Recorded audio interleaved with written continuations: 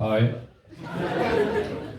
I'm Scott, I'm 26, and I'm a virgin. You know, being a virgin at the age of 26 isn't easy, unless you look like shit.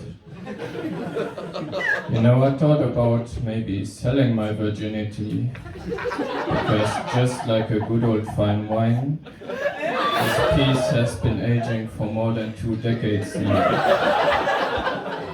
But to be honest with you, I'm also a little bit afraid of losing my virginity.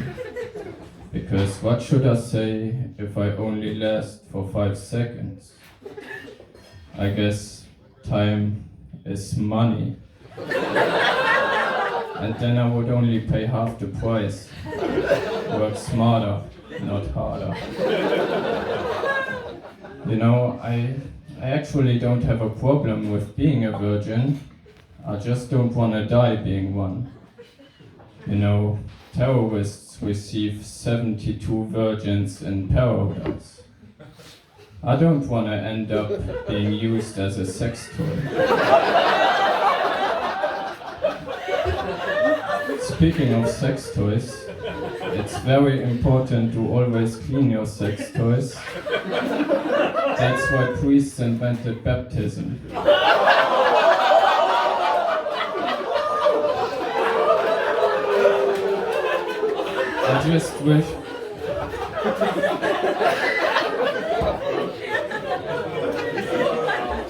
I just wish I would have known that earlier. Because I know for a damn fact that body fluids are not flammable, and yet it still burns when I pee.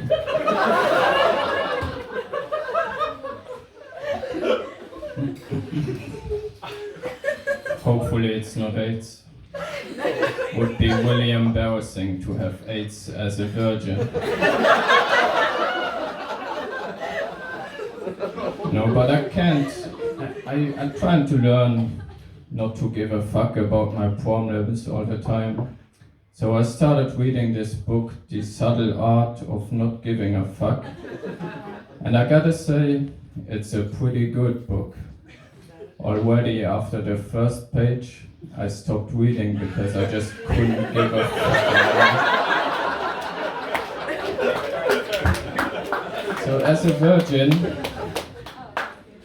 virgin, I'm quite experienced with not giving a fuck. I don't even give a fuck at work, and to be honest, that's probably the only reason why I still work there. You know, my boss repeatedly walked up to me and said that I'm fired, but I don't give a fuck. So I still show up every single fucking day. Except for yesterday. You know, yesterday I had this doctor's appointment. My doctor's name is Dr. Phil Myers, and filling my ass was exactly what he did. He examined my prostate. You know how they say that size doesn't matter? Well, as I was sitting in this waiting room, the size of my doctor's fingers was very important to me. I was so afraid that the door would open at any given moment. Shaquille O'Neal himself would walk in, point at me with a finger the size of my forearm and say, "You, come. I hope you were stretching this morning, because I'm all out of lube." Not gonna lie, it was definitely one of my most memorable romantic experiences. You gotta know, my love life is so sad. The last time I saw a shooting star, my wish was to be Indian, just so my parents would be in charge of finding a wife for me. Another romantic experience I remember was at work with a 45-year-old man who's also my boss. So So I was listening to some 80s bangers on my wireless headphones, and why does this song Eternal Flame started playing? My boss walks up to me, probably to tell me that I'm fired, but I didn't give a fuck. And I also couldn't understand a single word he was saying because the music was too loud.